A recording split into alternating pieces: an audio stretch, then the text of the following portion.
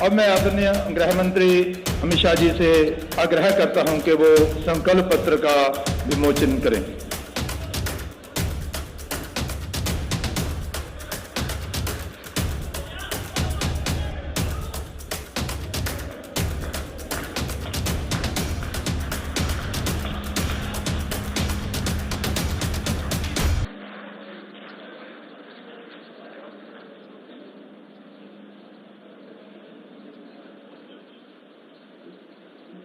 अब मैं आदरणीय गृह मंत्री अमित शाह जी से प्रार्थना करता हूं कि वो आकर हम सबका मार्गदर्शन करें। आदरणीय गृह मंत्री। मंच पर उपस्थित भारतीय जनता पार्टी के प्रदेश अध्यक्ष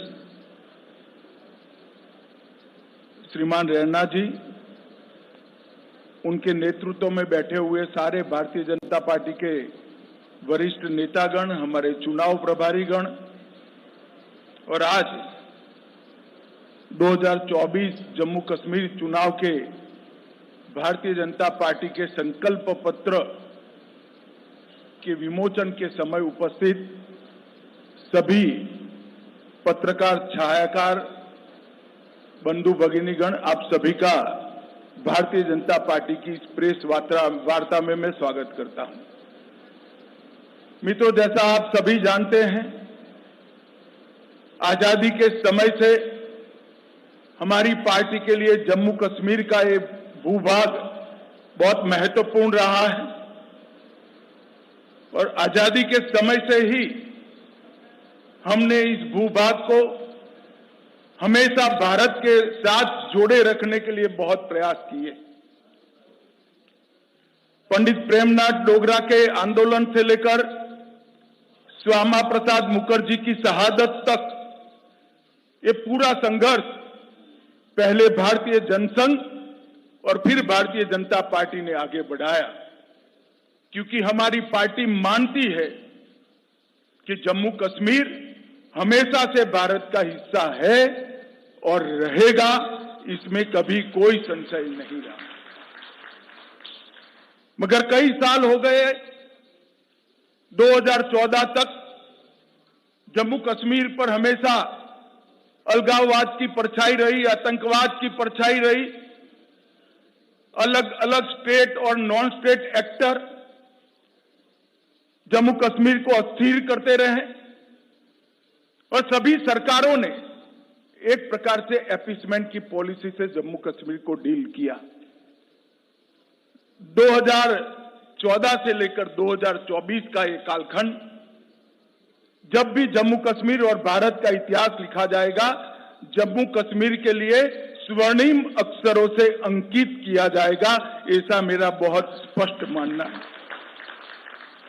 ये 10 साल जम्मू कश्मीर के लिए शांति और विकास के 10 साल रहे, सुशासन के 10 साल रहे हैं।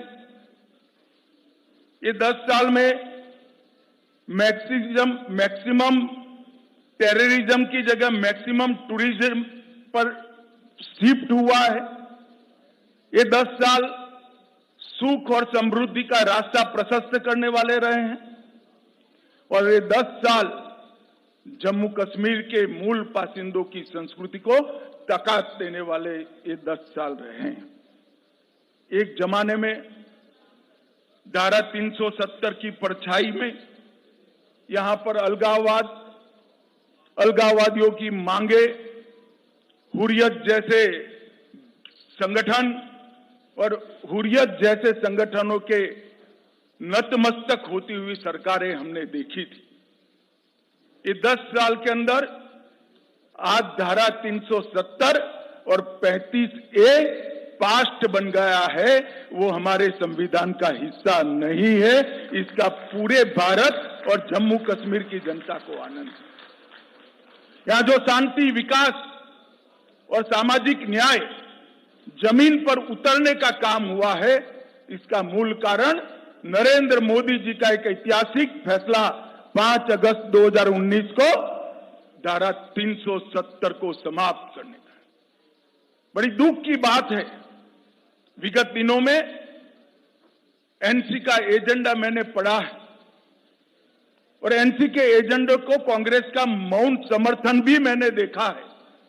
मगर मैं आज आप सभी पत्रकार भाइयों के माध्यम से पूरे देश को स्पष्ट कर देना चाहता हूं, धारा 370 इतिहास बन चुकी है, वो कभी लौटकर नहीं आने सकती, हम आने भी नहीं। क्योंकि धारा 370 ही वो कड़ी थी जो कश्मीर के अंदर युवाओं को हाथ में हथियार और पत्थर पकड़ाती थी। अलगाववाद की विचारधारा ही युवाओं को विकास की जगह आतंकवाद के रास्ते पर शिफ्ट करती थी। और आज मोदी जी के नेतृत्व में ढेर सारे काम हुए हैं। मित्रों, मैं चुनाव घोषणा पत्र पर आने से पहले कुछ चीजें जरूर कहना चाहता हूं।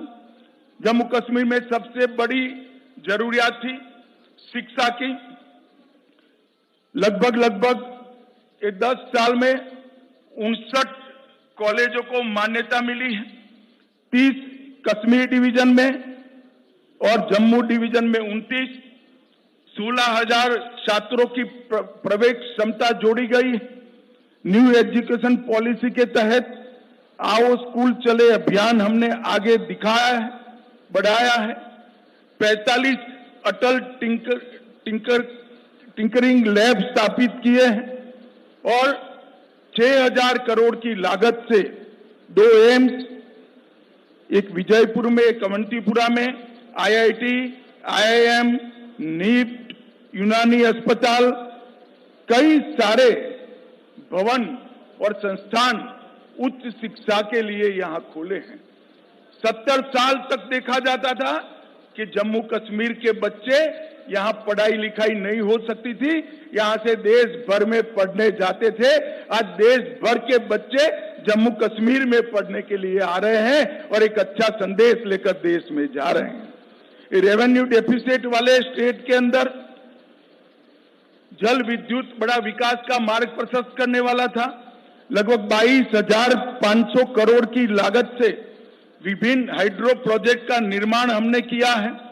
लगभग 1,000 मेगावाट पाकलदुल, इसके साथ शाहपुर कंडी बांध सिंचाई, रतले हाइड्रो योजना, क्रार हाइड्रो योजना, कीरू हाइड्रो योजना, ढेर सारे बिजली उत्पादन के जल विद्युत के संयंत्र यहां स्थापित किए गए हैं। और आने वाले दिनों में ये काम पूर्ण होते ही वो जम्मू कश्मीर को सरप्लस बजट देने वाला स्टेट बनाएंगे। ऐसा पूर्ण आयोजन नरेंद्र मोदी जी के नेतृत्व में किया है। कई सारे बिजली के वितरण के भी काम हुए हैं। इसके साथ हमने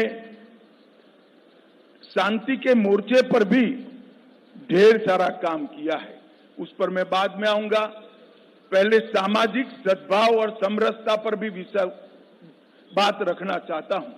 धारा 370 के कारण यहां रिजर्वेशन संभव नहीं हो पाता था, महिलाओं को अन्याय होता था, दलित भाइयों को अन्याय होता था, ट्राइबल्स को अन्याय होता था।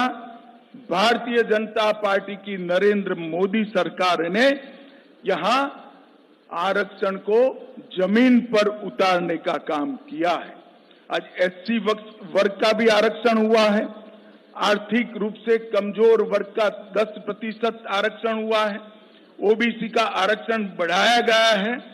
गुर्जर, बकरवाल और पहाड़ियों को सालों से जो आरक्षण नहीं मिलता था, उसको आरक्षण देने की शुरुआत नरेंद्र मोदी जी के नेतृत्व में हुई है।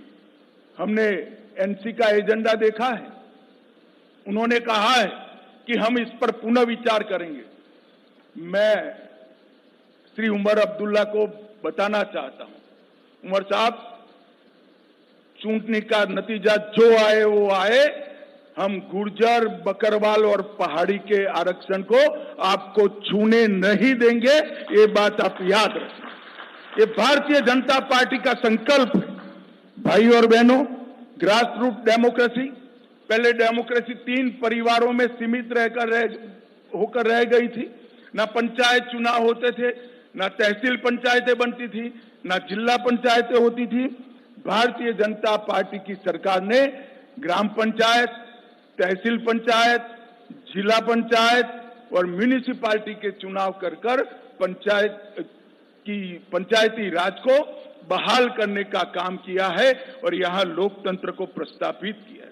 पहले जम्मू कश्मीर में एक जमाना था कि 10% अगर वोटिंग हो जाती है तो सारे अंग्रेजी अखबारों में हेडलाइन बनता था कि जम्मू कश्मीर में डबल डिजिट वोटिंग हुआ। आज मैं बताना चाहता हूं, ब्लॉक विकास परिषद के चुनावों में 98.3% और अभी जो हुआ आम चुनाव उसमें 58.46% वोट, जो रिकॉर्ड वोट है, जो बताता है कि घाटी और जम्मू दोनों की जनता लोकतंत्र के साथ है। बम की परछाइयां, धमाके, मशीन गनों की आवाज कश्मीर में लंबे समय तक सुनी गई। ये 10 साल में धारा 370 हटाने के बाद विशेष रूप से यहां के सुरक्षा परिदृश्य में आमूलचूर परिवर्तन हुआ है। पहले कुल घटनाएं 7,217 10 साल में हुई थी 4 से 14 में, 14 से 24 में सिर्फ 2272 पर आकर अटकी और वो 70% की कमी बताती है। कुल मृत्यु में 66% और नागरिकों की मृत्यु में 80% कमी दर्ज करने का काम हमारे प्रशासन ने किया है और सिक्योरिटी फोर्सेस की मृत्यु में भी भारी मात्रा में कमी आई है। और इसके साथ जो आम जनों के साथ जुड़ा हुआ है, ऑर्गेनाइज टाउन पेल्टिंग 2010 के मानांक को पकड़े तो 2654 घटनाएं थी। 31 अगस्त 2024 तक 23 से 24 में एक भी घटना स्टोन पेल्टिंग की नहीं हुई।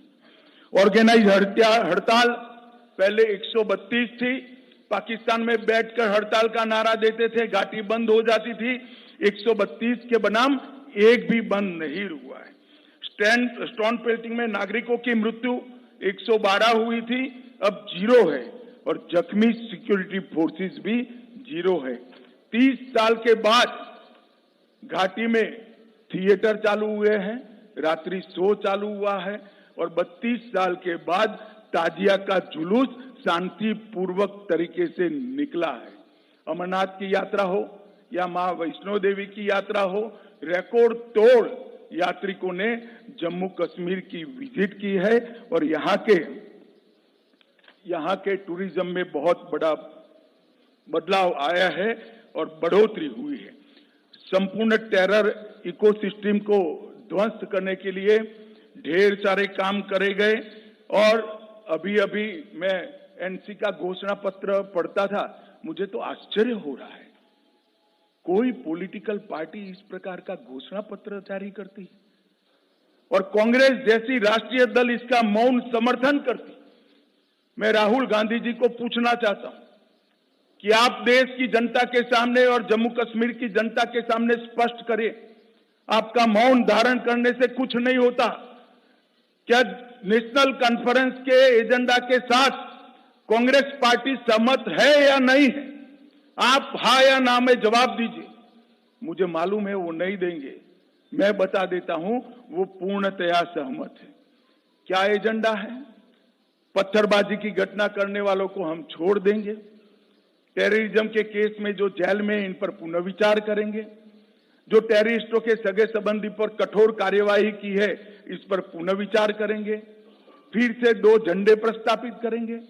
क्या कांग्रेस पार्टी ये एजेंडा के साथ सहमत है? क्या आप 370 फिर से वापिस लाना चाहते हो? इसकी बात आपने करनी चाहिए। मित्रों, एक दूसरी बात, भारत सरकार की 300 व्यक्तिगत लाभ की योजना है। जैसे 5 लाख तक का हेल्थ का पूरा खर्चा आज जम्मू कश्मीर उठाती है, हर घर में पीने का पानी पहुंचाना है, हर घर में बिजली पहुंचानी है। इस प्रकार की 300 अलग अलग व्यक्तिगत लाभ की योजना है। 300 में से 259 में जम्मू कश्मीर देश में नंबर 1 पर है, नंबर 1 पर है। इससे मालूम पड़ता है कि पूरा परकोलेशन और हम 100% सेंचुरेशन की दिशा में आगे बढ़ रहे हैं। अगर जम्मू कश्मीर की जनता हमें मैंडेट देती है तो मैं विश्वास के साथ कहना चाहता हूं कि अगले 2 साल में 100% सैचुरेशन हम कर दिखाएंगे। भाई और बहनों, हमने जम्मू कश्मीर के चुनाव घोषणा पत्र में ढेर सारे संकल्प लिए हैं, मगर मैं फिर से एक बार कहना चाहता हूं, हमारा सबसे बड़ा संकल्प है शांतिपूर्ण, सुरक्षित, विकसित और समृद्ध जम्मू कश्मीर का निर्माण करना। भाई और बहनों, ये 10 साल में जो हुआ है, हम काफी मंजिल के काफी नजदीक।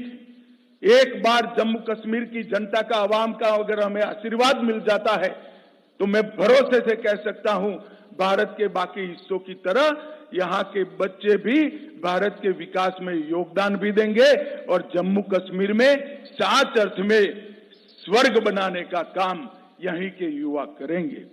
हमने तय किया है कि महिलाओं के उत्कर्ष के लिए कई सारे निर्णय करेंगे।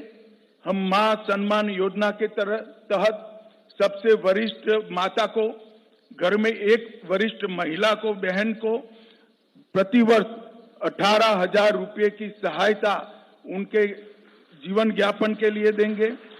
महिला स्वयं सहायता समूहों के लिए अब तक के बैंक ऋण को हम सहायता देकर माफ करने की योजना करेंगे। उज्ज्वला के सारे लाभार्थियों को 2 LPG सिलेंडर हम मुफ्त देंगे। जम्मू और कश्मीर में पंडित प्रेमनाथ डोगरा रोजगार योजना के तहत 5 लाख रोजगार के अवसर पैदा करेंगे। प्रगति शिक्षा योजना के तहत प्रतिवर्ष DBT के माध्यम से कॉलेज के विद्यार्थियों को 3,000 रुपया ट्रैवलिंग अलाउंस देंगे। जम्मू और कश्मीर के युवाओं को JKPSC और UPSC की प्रतियोगी परीक्षा में सक्षम बनाने के लिए 2 वर्षों के लिए 10,000 तक की कोचिंग फी का रीएम्बर्समेंट करेंगे। परीक्षा केंद्रों तक ट्रैवल कॉस्ट को हम रीएम्बर्स करेंगे। दूर दराज के क्षेत्रों में उच्चतर माध्यमिक कक्षाओं को जो छात्र छात्राएं हैं, जिसका सबसे बड़ा फायदा पीर पंजाल की और दोनों और पहाड़ी क्षेत्र में रहने वाले लोगों को होने वाला है, उनको हम टैबलेट और लैपटॉप प्रदान करेंगे। जम्मू कश्मीर की अर्थव्यवस्था के विकास के लिए 3 क्षेत्रीय विकास बोर्ड का हम स्थापना करेंगे। पीर पंजाल की जम्मू की ओर सारी संभावना है टूरिज्म को डेवलप करने की, मगर जो स्टेप मदर एटीट्यूड के तहत NC के नेतृत्व में घाटी की पीर पंजाल की इस ओर कोई टूरिज्म विकास का काम नहीं हुआ। हमने तय किया है जिला राजौरी में ठंडा मंडी के आसपास एक आकर्षक पर्यटन शहर नया बनाएंगे, जो पहलगांव से भी ज्यादा आधुनिक होगा और वो पहलगांव का भी पूरक होगा। टूरिस्ट यहाँ पर 5 दिन रहेगा तो 3 दिन पहलगांव भी जाकर रहेगा और वो जो वहाँ जो 7 बड़ी झीलें हैं, वो 7 झील और झरने को छोड़कर एक बड़ा पर्यटन स्थल हम बनाने का काम करें। वाटर स्टोर को बढ़ावा देने के लिए श्रीनगर शहर की डल झील और डल झील के विकास से उसको विश्व स्तरीय एक लेक पर्यटन का क्षेत्र बनाएंगे। श्रीनगर के टैटू ग्राउंड में एक बहुत बड़ा एम्यूजमेंट पार्क बनाकर, जिसमें बच्चा अगर एक बार घुस गया तो 3 दिन तक वापिस न आए, ऐसा आकर्षक स्थान हम टैटू ग्राउंड के अंदर बनाएंगे। IT हब की स्थापना दोनों जगह करेंगे। जम्मू और कश्मीर में स्पेशल इकोनॉमिक जोन IT का जम्मू में बनाएंगे। गुलबर्ग और पहलगांव में मॉडर्न टूरिज्म के इंफ्रास्ट्रक्चर से एक्सपांशन करेंगे। उधमपुर में फार्मास्यूटिकल पार्क, किश्तवाड़ में आयुष हर्बल पार्क और इसके साथ साथ तवी रिवर फ्रंट को हम विश्व स्तर का बनाकर जम्मू के पर्यटन को भी बढ़ावा देंगे। रंजीत सागर बांध में झील विकास प्राधिकरण बनाकर रंजीत सागर बांध को भी पर्यटन का क्षेत्र बनाएंगे। हमने एक नई ल्यूक्रेटिव औद्योगिक नीति लाने के कारण जितना इन्वेस्टमेंट 70 साल में हुआ था, इससे 3 गुना इसमें इन्वेस्टमेंट अब तक कश्मीर में हो चुका है, जम्मू कश्मीर में हो चुका है। हम इसको आगे बढ़ाएंगे और जम्मू कश्मीर की 7000 औद्योगिक नीति आने की पहले की जो मौजूदा इकाइयां हैं, उनके लिए, उनकी समस्याओं के समाधान के लिए एक आकर्षक पैकेज लाकर बंद पड़ी सारी इकाइयां फिर से उत्पादन करती हो, इस प्रकार का हम एक पैकेज लेकर आएंगे। बाजारों और कॉमर्शियल कॉम्प्लेक्स पर काम कर रहे छोटे व्यापारियों और दुकानदारों के लिए लीज डीड सालों से इसका नियमितीकरण नहीं हुआ है, हम उसको रेगुलराइज करने का काम करेंगे। अटल आवास योजना में भूमिहीन के लिए 5 मरला भूमि राज्य सरकार की ओर से दी जाएगी और घर बांधने का खर्चा नरेंद्र मोदी जी वहां से भेज रहे हैं, तो गरीब को भूमि भी मिलेगी, घर बनाने का खर्चा भी मिलेगा। यूटिलिटी और पब्लिक सर्विसेज के लिए एक समस्या बिजली और पानी के बकाया बिलों के लिए एक समाधान योजना लेकर बकाया बिलों पर हम बड़ी राहत देने का काम करेंगे। हर घर नल से जल में 100% सैचुरेशन करेंगे। प्रधानमंत्री सूर्यघर मुफ्त बिजली योजना में केंद्र की राशि में पर हाउस पर घर 10,000 रुपए की सब्सिडी राज्य की ओर से जोड़ी जाएगी। वृद्धावस्था, विधवा और विकलांगता का जो पेंशन है, उसको हम 1,000 से बढ़ाकर 3,000 करेंगे। सरकारी मेडिकल कॉलेज ढेर सारे बनाए, सीटें बढ़ाई है, मगर अब हम चाहते हैं कि बाहर के बच्चे भी यहां पढ़ने आए, तो अतिरिक्त 1,000 नई सीटों की बढ़ोतरी सिर्फ आने वाले 3 साल के अंदर भारतीय जनता पार्टी की सरकार करेगी। पीएम किसान निधि मोदी जी 6,000 रुपया हर किसान को भेज रहे हैं, उसमें हम 6,000 के साथ और 4,000 जोड़कर हर किसान को 10,000 रुपया मिलने की बात करेंगे। कृषि गतिविधियों के लिए बिजली दर को 50% कम कर कृषि गतिविधियों में एक्टिविटी बढ़ाने का प्रयास करेंगे। जम्मू कश्मीर की आरक्षण नीति का पालन करते हुए सामान्य कोटा को प्रभावित करे बगैर अग्निवीरों को 20% कोटा देकर उसमें जम्मू कश्मीर के अग्निवीरों को हम प्रायोरिटी देंगे। एडहोक संविदा दैनिक वेतनभोगी का समस्याओं का समाधान मैं हमारे साथियों का ढेर सारा प्रतिनिधिमंडल झेल चुका हूं। ये बेचारे कुछ बोलते नहीं है, मगर मैं कहता हूं इसका निश्चित समाधान लाकर सबका जीवन के अंदर एक नया उजाला लाने का हम काम करेंगे। 10,000 किलोमीटर नई सड़कें बनाई जाएंगी। जम्मू और कश्मीर दोनों बहुत जल्द ही मेट्रो से युक्त हो जाएंगे और मेट्रो हमारे यहां भी होगी।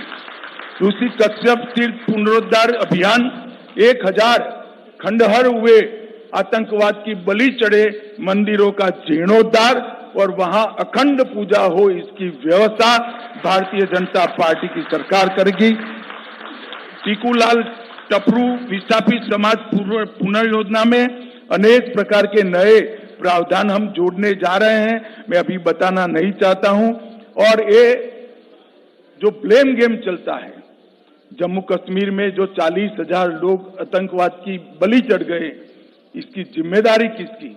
अभी तो राष्ट्रपति शासन था, हम कुछ करना नहीं चाहते थे, मगर जम्मू कश्मीर में नई सरकार बनने के बाद हम एक व्हाइट पेपर घोषित कर ये आतंकवाद फैलाने वालों की, उसके पोषण करने वाले की जिम्मेदारी तय करेंगे। और हम पिछले वर्षों से विपरीत, पिछले वर्षों में जम्मू को अन्याय होने वाली कुछ जातियों, कुछ समूहों, कुछ उपासना पद्धति वालों को अन्याय करने वाली जो जनगणना हुई थी, इसको समाप्त कर स्वतंत्र और निष्पक्ष जनगणना कराएंगे जो सबके साथ न्याय करेगी, किसी का तुष्टीकरण करेंगे। और सबसे बड़ा वादा है आतंकवाद पर जो प्रहार चालू है उसको और कड़ा कर आतंकवाद को भारत की सरहदों के उस पार भेज देंगे। यहां से आतंकवाद को हमेशा के लिए हम समाप्त कर देंगे। भाई और बहनों, घाटी और जम्मू दोनों क्षेत्रों के विकास के लिए एक संतुलित घोषणा पत्र हमारे घोषणा पत्र समिति के अध्यक्ष के नेतृत्व में बना है। मैं उनको और उनकी टीम को बहुत बहुत बधाई देना चाहता हूं और जम्मू कश्मीर की जनता को अपील करना चाहता हूं, कहीं आप इनकी चिकनी चुपड़ी बातों में आए बगैर इनका मूल मकसद ध्यान से स्टडी कर लेना। उनका मूल मकसद है जो नेशनल कॉन्फ्रेंस का एजेंडा है वो, और राहुल गांधी जी और कांग्रेस पार्टी ने वो एजेंडा को अपनी मौन सम्मति दी है।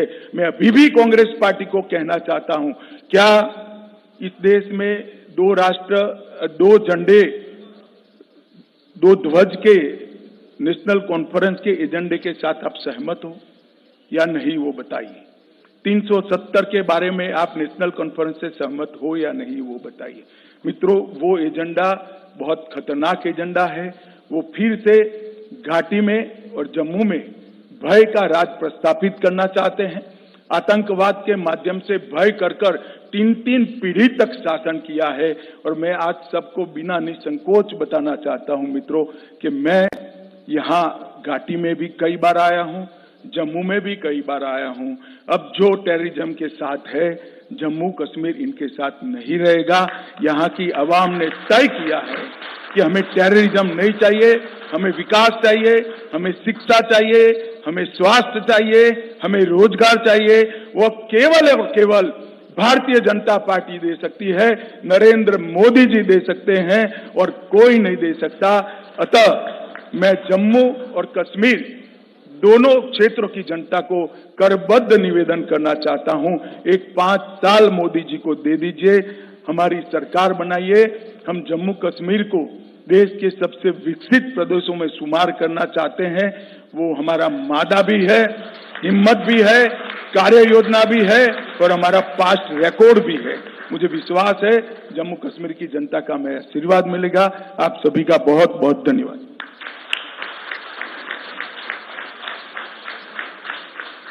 आदरणीय गृह मंत्री जी, मैं आपसे प्रार्थना करता हूं कि एक 25 पॉइंट वाला कार्ड हमने बनाया है उसको भी आप सार्वजनिक करें।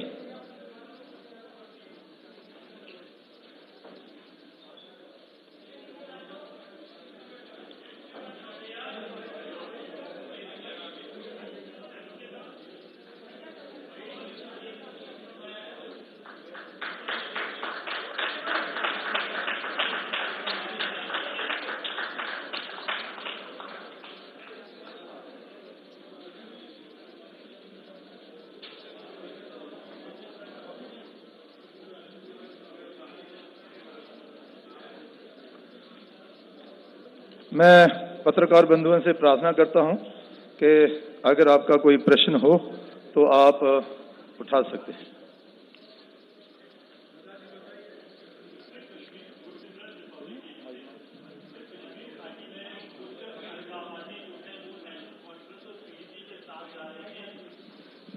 सर, गुरसिमरन रिपब्लिक टीवी से। कश्मीर घाटी में कुछ अलगाववादी जो हैं वो अब पीडीपी और नेशनल कॉन्फ्रेंस का रुख कर रहे हैं, चाहे चुनाव में भाग लेना हो या सपोर्ट करना हो। इसको आप किस तरह से देखते हैं? देखिए, मुझे वो अलगाववादियों की चिंता नहीं है। जम्मू कश्मीर की जनता ने, घाटी और जम्मू क्षेत्र की जनता ने तय किया है कि आतंकवाद मुक्त जम्मू कश्मीर बनाने के लिए वो नरेंद्र मोदी जी के साथ है। मैं आशा करता हूं कि आपका सवाल श्रीमान राहुल गांधी ने देखा होगा।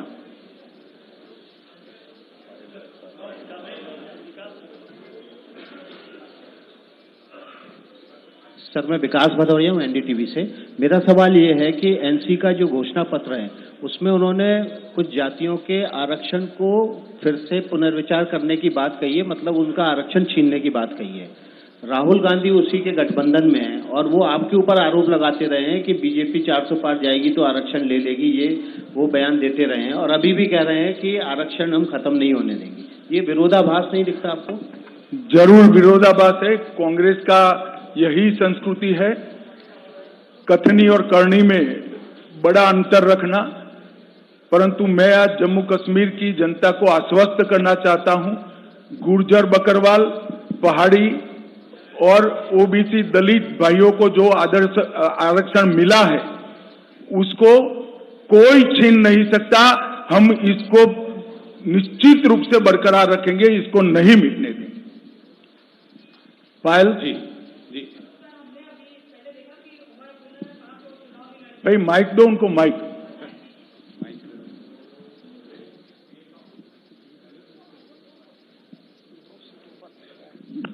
सर मैं पायल मेहता हूँ नेटवर्क 18 से।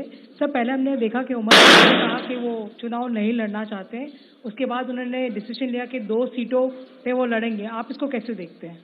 देखिए मैं तो क्या कह सकता हूं,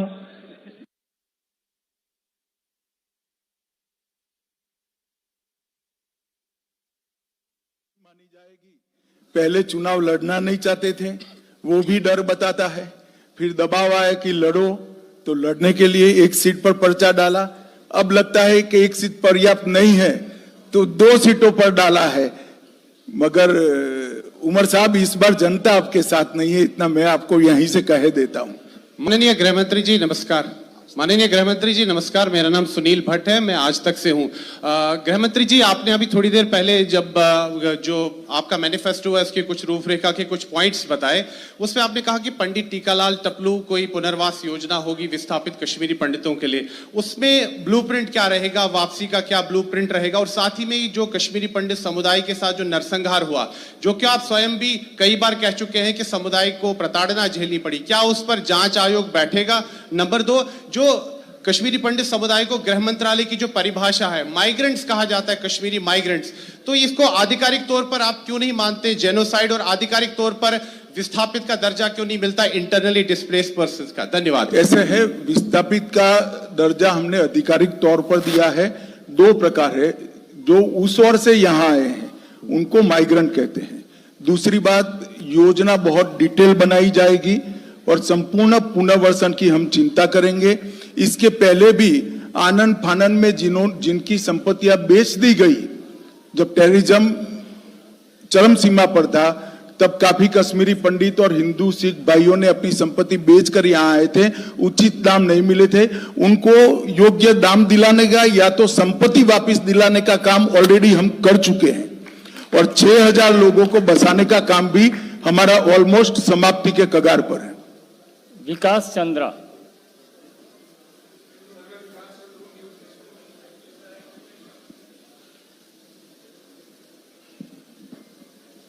सर मैं विकास चंद्र हूं न्यूज नेशन चैनल से। मेरा सवाल है कि पूर्ण राज्य के दर्जे को लेकर यहाँ काफी मांग हो रही है, अलग अलग समूह के लोग भी कर रहे हैं, तो इस पर पार्टी का क्या स्टैंड है इस विधानसभा चुनाव में? भाई ये मांग जो है वो एक प्रकार से लोगों को गुमराह करने की है। मैं ऑलरेडी पार्लियामेंट के फ्लोर पर कह चुका हूं कि हम पूर्ण राज्य का दर्जा देंगे, हमें कोई आपत्ति नहीं है। अब मांग किस चीज की कर रहे हैं? जो मांग कर रहे हैं वो तो मैं मान चुका हूं पार्लियामेंट के फ्लोर पर,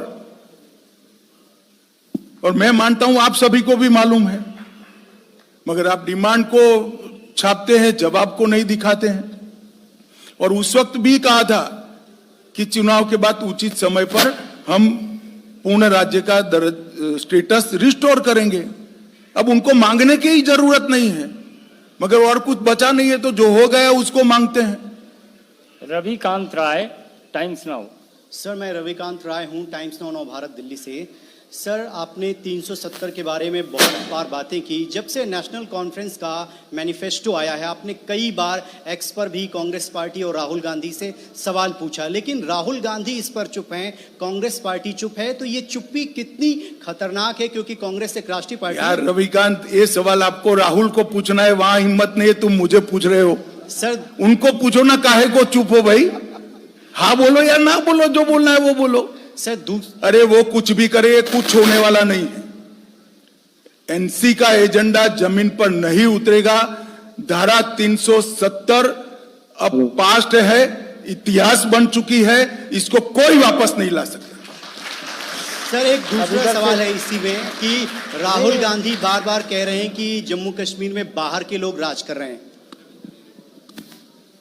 चलिए, अभी मैं इस तरह की टिप्पणियों को जवाब नहीं दे सकता।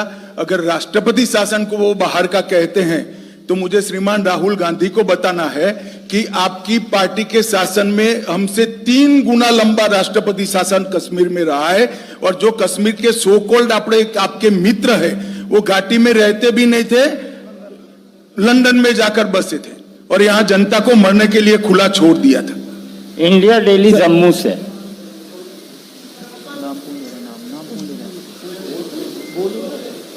यार बोल रहे थे।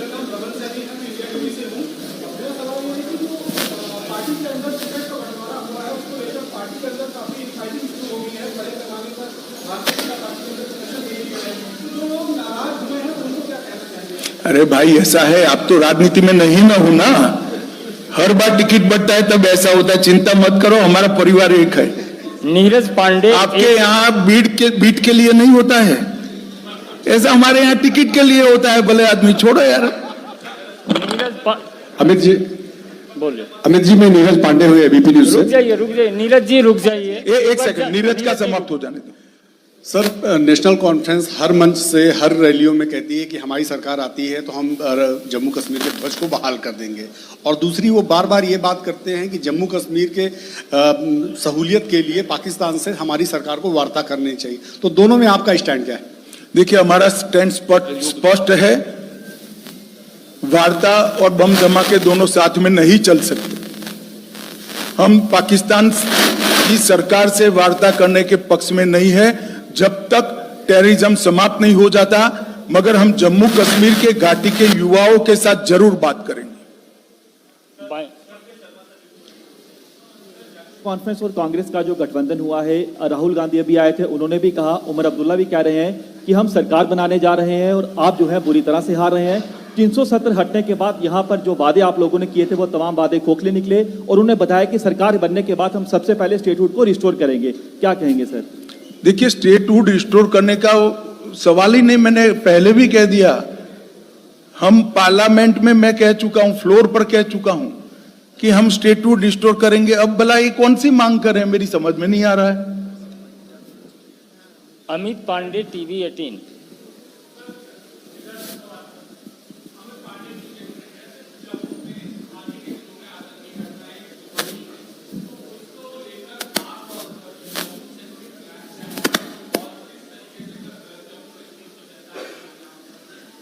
देखिए, मैं प्लान तो सार्वजनिक रूप से माइक में नहीं बता सकता, परंतु इतना जरूर बताऊंगा, किसी को डरने की जरूरत नहीं है। सब आश्वस्त रहें। पूरी सुरक्षा व्यवस्था नरेंद्र मोदी सरकार और जम्मू कश्मीर प्रशासन ने की है। विनोद जी, अमर उजाला से विनोद। ये गुलिस्तान विनोद जी।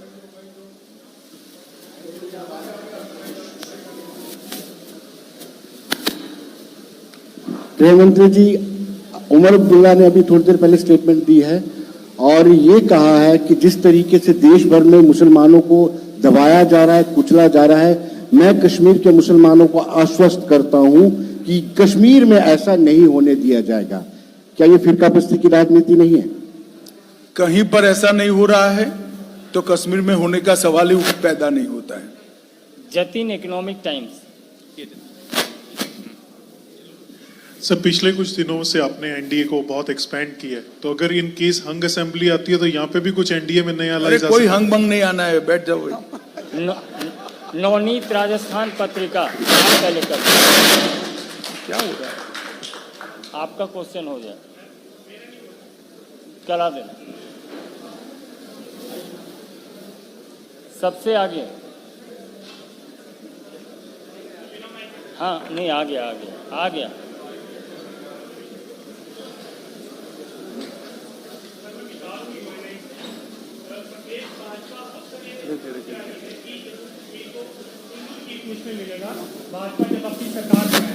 क्या मिलेगा? हिंदू चीफ मिनिस्टर मिलेगा। सपना पूरा करेगी। नहीं, आपका सुझाव जो है वो हम रखेंगे प्रदेश वालों के सामने कि आपका ऐसा सुझाव है। सर ये प्रदेश भाजपा ही अरे यार, मेरा सुझाव समझ लिए, प्रदेश के साथ आपके सुझाव पर चर्चा करेंगे। Thank you. Navneet Rajasthan Patrika sir, मैं राजस्थान पत्रिका से नवनीत मिश्रा हूं। महबूबा मुफ्ती ने मांग की है कि एलओसी बस सर्विस और ट्रेड सर्विस शुरू की जाए।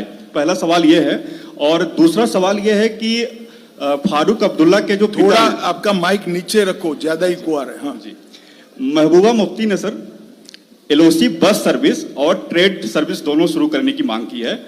और दूसरा मेरा सवाल यह है कि फारूक अब्दुल्ला के जो पिता थे शेख अब्दुल्ला, उनको नेहरू जी ने 11 साल तक जेल में रखा, और आज के हालात में दोनों पार्टियां उसी कांग्रेस से वो गठबंधन करने जा रहे हैं, तो दोनों पे आपका क्या पक्ष है? देखिए, मेरा कोई पक्ष नहीं है, तो राहुल गांधी जी ने निर्णय करना है। उनकी दादी ने शेख अब्दुल्ला साहब को क्यों जेल में डाला था, क्यों डालना पड़ा था, ये सारी चीजें उनको सोचनी, इसमें मेरा कोई कहना नहीं है। जहां तक ट्रेड शुरू करने का सवाल है, जब तक टेररिज्म समाप्त नहीं होता, टेररिज्म का इकोसिस्टम बनता है, हम इसको हमारी इससे सहमति नहीं है। सुमिंद्र कुमार ANI, आप बोल लीजिए।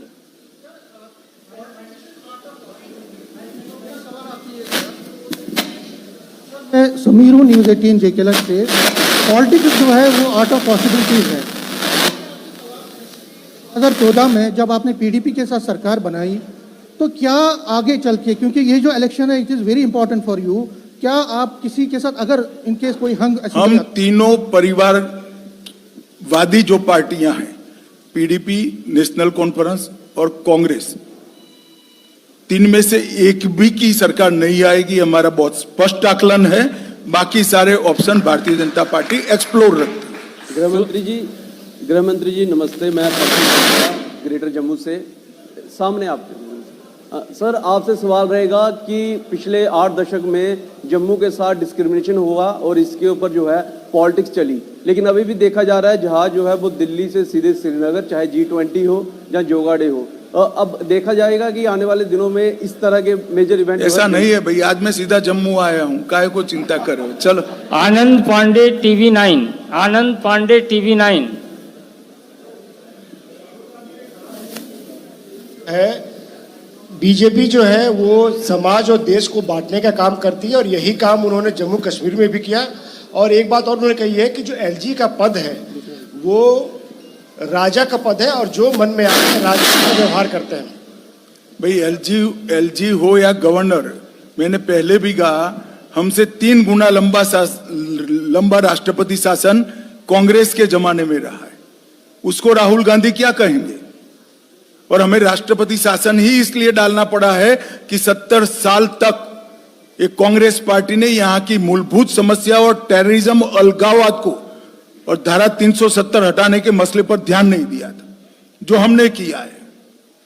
और हमने तो यहाँ पर पंचायत, तहसील पंचायत, जिला पंचायत और अब असेंबली, सभी फॉर्म में डेमोक्रेसी को, लोकतंत्र को, जमहूरियत को नीचे तक ले जाने का काम किया है। राहुल गांधी जी को बोलने का अधिकार नहीं। सुमिंद्र कुमार ANI, बस भाई अब इसको लास्ट करो, खींच कर पूछ रहे हैं हम। हेलो सर, जिस तरह थोड़ा दूर रखिए आप। हाँ सर, जिस तरह राहुल गांधी, उनका कहना है कि जो यहाँ पे जो डेवलपमेंट है वो नहीं हो रही है, एम्प्लॉयमेंट नहीं है, यहाँ पे जो बीजेपी ने वादे किए वो 370 के बाद नहीं है, तो उस पर क्या कहना है? देखिए, राहुल गांधी विपक्ष में है, आप उनसे क्या अपेक्षा करते हैं कि वो हमारी प्रशंसा करें? वो कभी कर नहीं सकते भैया, इसके लिए बड़ा जिगर चाहिए। मित्रों, सादर आमंत्रण है अल्पाहार के लिए। बहुत बहुत धन्यवाद।